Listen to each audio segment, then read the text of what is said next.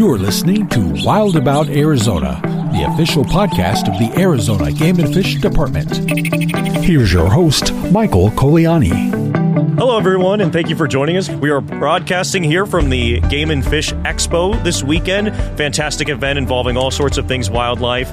And one of the fantastic animals that we're featuring out here today is the desert tortoise. Many of them have been in brumation since November, and now they're beginning to wake up. And to tell us a little bit more about the tortoises and our Desert Tortoise Adoption Program is Tegan Wolf, who heads up that program for us. Good morning, Tegan. Good morning.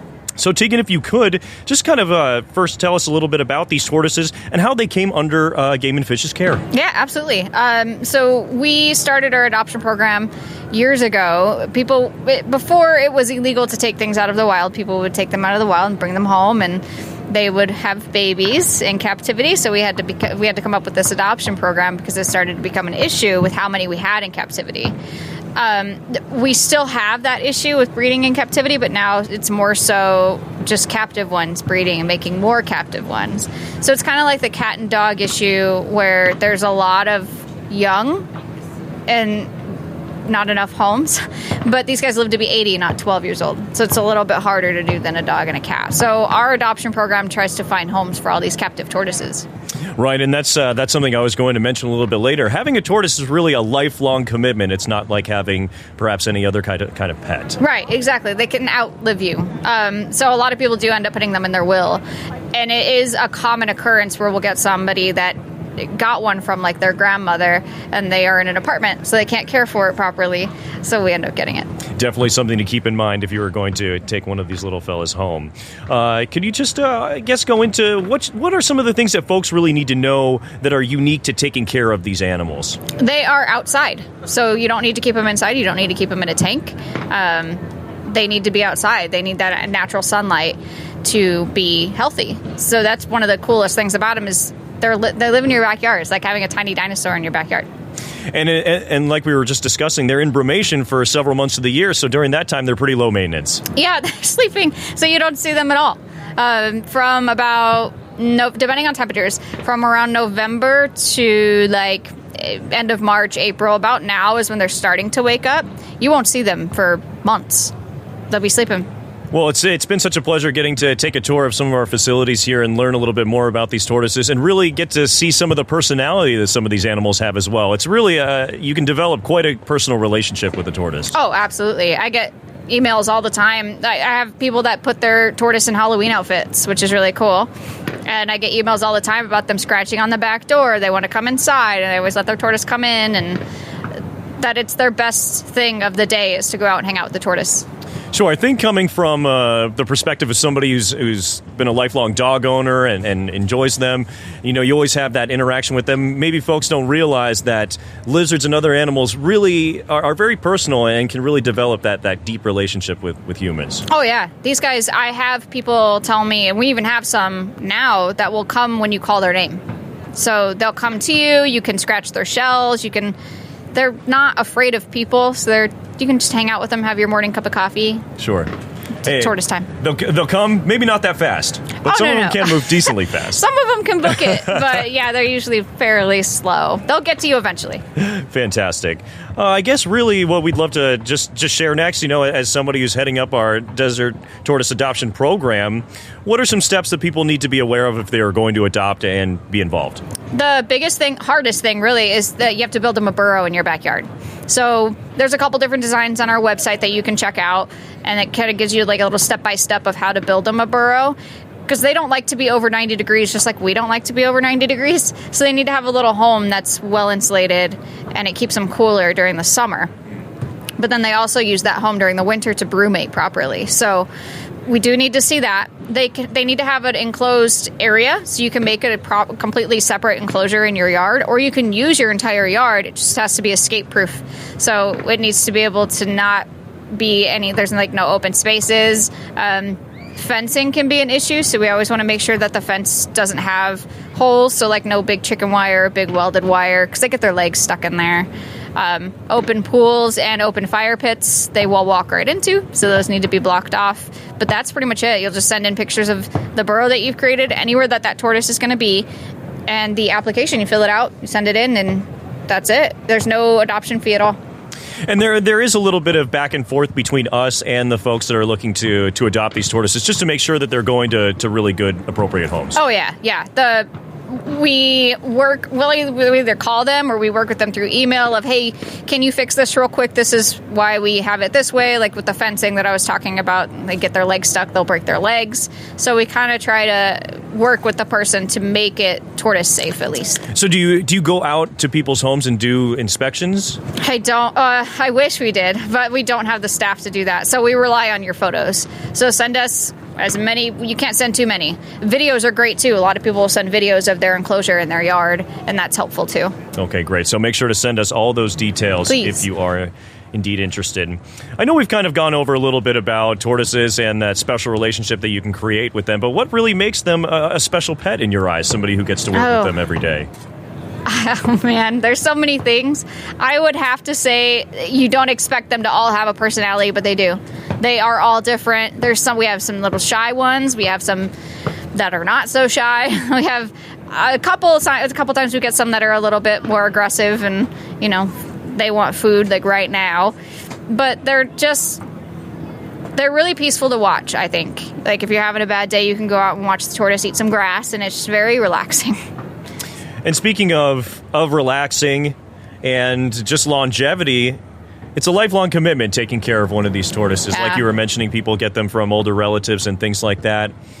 What is it about maybe that's special about developing that really long-term relationship? It's really a family member that's going to stick with you. Oh, yeah, absolutely. I get people that bring in their tortoise. It's sad, but people that have to bring their tortoise in that's been in the family for 93 years. Wow. So it's definitely a member of the family. It's part of the family, and I hear that a lot because it stays with whoever can keep it. For a lifetime. It stays in the family. That's great. That's right. Is there anything else that you feel like people should know or that should be included in this discussion about tortoises in general and adopting them here in Arizona? No, I mean, just don't breed them, please. Mm-hmm. We already have plenty in captivity. We do not get anything wild unless it's injured, and then even at that point, we try to put it back out. Everything that we have that's available for adoption is a captive tortoise.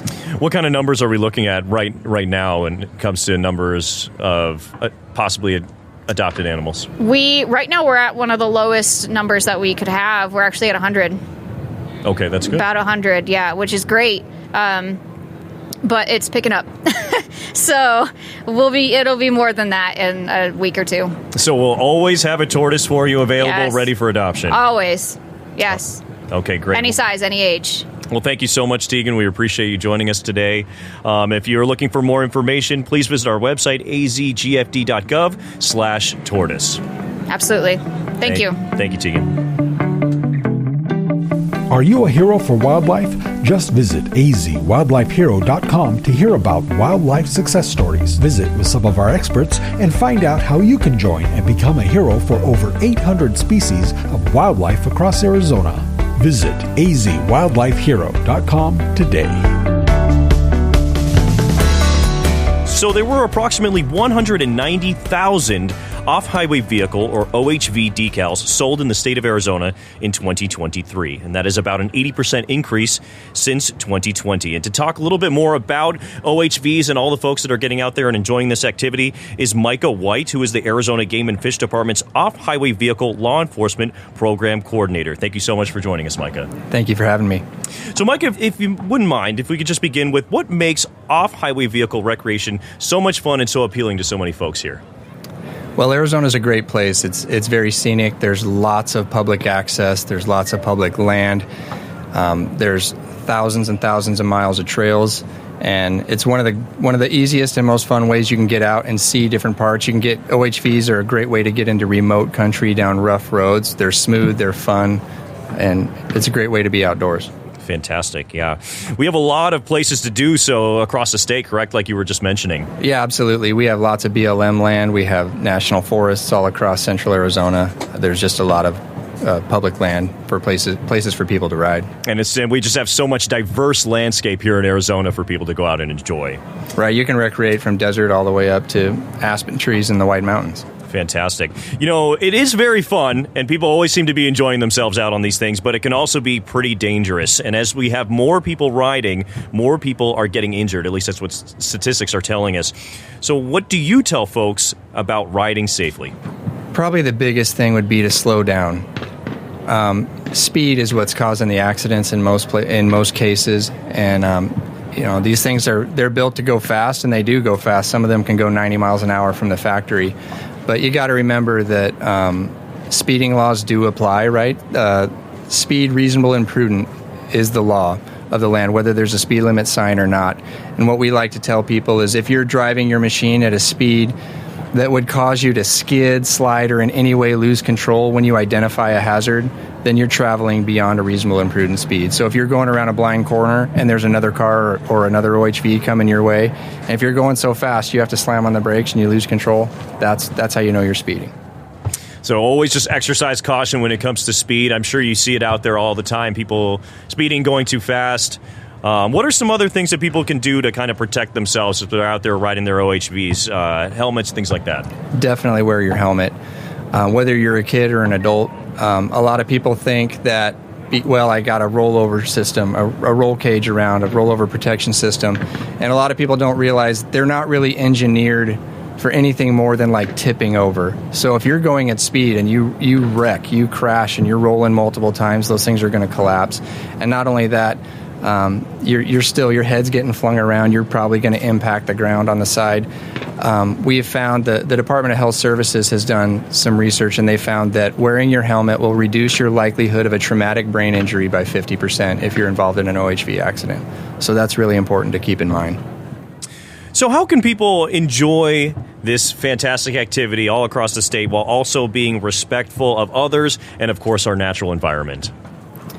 Well, you got to think about others. How are you impacting others on the road? Are you dusting them out when you go zooming by a camp or by private property? Are you passing people unsafely? Are you putting in a bad taste in people's mouth for the OHV community?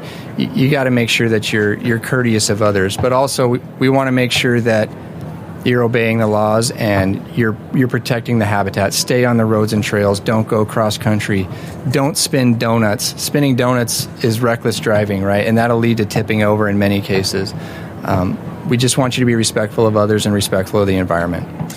People should also be very aware of what type of weather they might be riding in as well, correct? Yes. One of the things you got to think about, whether you're in a four-wheel drive truck or an OHV, if the roads are really muddy, those machines can do a lot of damage to the roads, and there's nobody that's going to fix them, right? So if you put 2-foot deep ruts all the way down a road, they're going to be there for a long time. And so just think about that kind of behavior and the impacts that you're going to have. So, Micah, there's a lot of folks that are new to this sport, new to this activity, new to this hobby. What would you like those folks to know before they go out and enjoy? So some of the basic rules, right? Every OHV needs to have an OHV decal. That's a $25 sticker, and it goes on a license plate. If you're going to be operating your machine on a road that meets the definition of a highway, in layman's term, a highway is a public road maintained by a government agency. So that can be dirt or pavement. But if you're going to be operating on a highway, then your machine needs to be street legal. So you're going to have to get registration. And just think of registration as just like your car. It's going to be registered. That means you got to have a driver's license and proof of insurance, things like that. We want to make sure that everybody watches their speed. We want to make sure that they're wearing a helmet. Anyone under 18 by law is required to wear a helmet, so make sure that those kids are wearing helmets. The operator needs to have eye protection, so goggles if they don't have a protective windshield on their machine. Again, slow down, and then just stay on roads and trails, and make sure you're not going cross country. These machines leave lasting scars. If you go down by Yuma, you can still see tank tracks from General Clark's 5th Army when they were training before they went to Africa in World War II. So if you're leaving these scars on the landscape, they're going to be there maybe forever. Makes a really significant impact on the landscape. Sure does. Micah, for those new to the sport and then those more seasoned veterans to it, where can they go for information? You can find that information on our website at www.azgfd.gov/OHV. Micah, thank you very much for joining us, and thank you for providing all that information. You're certainly welcome. Thank you. Appreciate it. Thanks for listening. Visit us online at www.azgfd.gov.